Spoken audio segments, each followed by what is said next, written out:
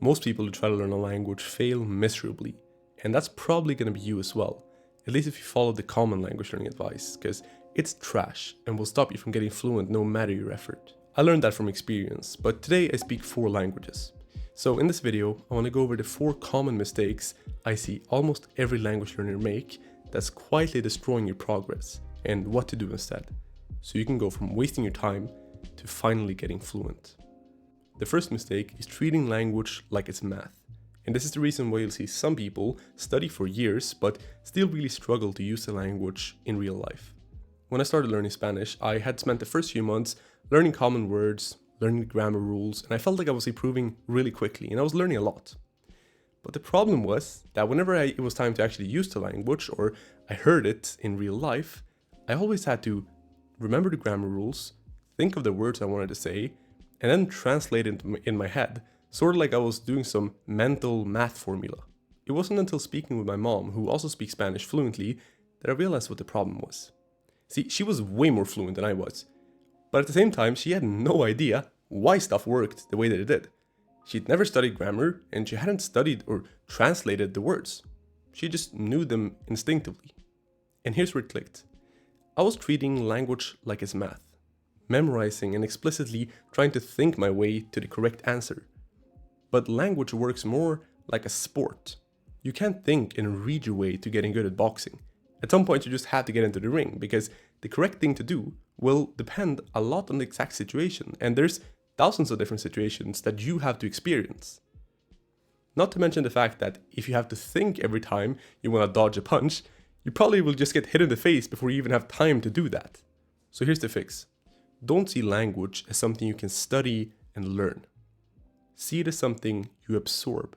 Studying can help speed that up, but it's not a replacement for a lot of listening and speaking. And once I put the textbook down and focused more on real life use, I started getting way more fluent. The second mistake is the any benefit mindset. And this is where you're doing so much, but feels like you're getting so little results. So when I started learning Japanese, I used to see every new thing as an opportunity. I obsessed over every new grammar rule, and I tried to write down every new word I saw, even though some of them were really uncommon. Like I remember trying to learn the word for sewing machine.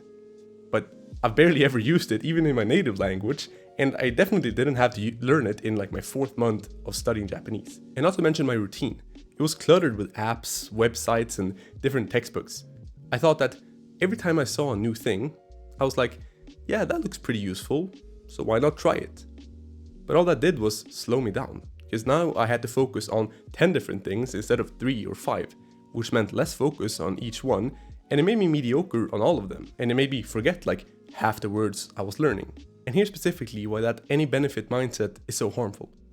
Let me ask you, if you could go back to 2010 right now, and you knew what you know today, would you invest all your money into Bitcoin with like a 5 trillion% return, or would you put half of it into Apple with like a 10,000% return? 10,000%, that's pretty dang good, right? But it's not a trillion%.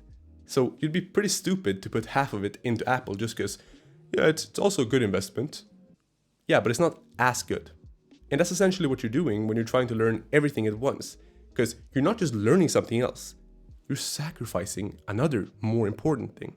So when I switched my mindset from trying to learn everything, and instead thought, is this specific thing the most important thing I can learn right now? Everything changed. Because now I finally had time over and mental energy over to focus more on the things that mattered. And that gave me more repetitions on fewer words, yes, but more important words. So the actual utility of what I was learning was way higher. So the lesson here is that in language learning, less is often more. Mistake number 3 is being the loud American dad. And this happens to most language learners, and it makes you sound a lot less natural, even if what you're saying is technically correct. Imagine a friendly, kind of loud American dad walking into a convenience store or something like that. He'd probably go up to the register and small talk a little bit, be like, hey, how are you? Talk about last week's football game or something. And that's totally normal in that situation. But now imagine him doing that in Japan, a country where the word how are you, or the phrase how are you, is rarely even used among friends, let alone among strangers. Now, it is technically correct Japanese if you translate how are you to Japanese, but it's just not fitting in that circumstance. And natives basically never say it. And that's not just about culture, it's also about how you learn a language and how different languages express different ideas. See, the one thing that separates the people who end up sounding almost native isn't just how many words they know or how well they know the grammar. It's specifically that one person learns via translation and the other person learns via meaning. So what most people do is they'll take a couple grammar rules they know, they'll take a few words, and they'll try to piece them together like some sort of mental Tetris puzzle. But instead, you want to think to yourself, not what is this thing in Japanese, or what does this thing translate to? But you want to think, what would a person in this language say in this situation? Those are radically different things, because they might not even try to say the same thing that you would say. Not every word will translate one-to-one, and the exact word that you would say might vary a lot depending on the situation. So even though 3 words might mean the exact same thing, you won't actually learn when and how to use them without having seen native speakers use them for many, many times. So the lesson here is to not learn everything in isolation, but to learn things in context. That's the only way you'll actually be able to develop the intuition required to really sound natural and fluent when it's time to speak. Mistake number 4 is trying to draw what you haven't seen. And if you ever feel awkward when it's time to speak, even though you might practice it a lot, this is probably why. See, back in the days, Japanese artists would try to draw pictures of these large striped cats called tigers. But the thing is that they'd never seen them before, so they were just drawing off of what they'd heard. And the result ended up being kind of similar, but really weird looking. Sort of like big striped house cats. Scary tigers, but with the face of a cute kitten. And that's how most language learners will practice speaking.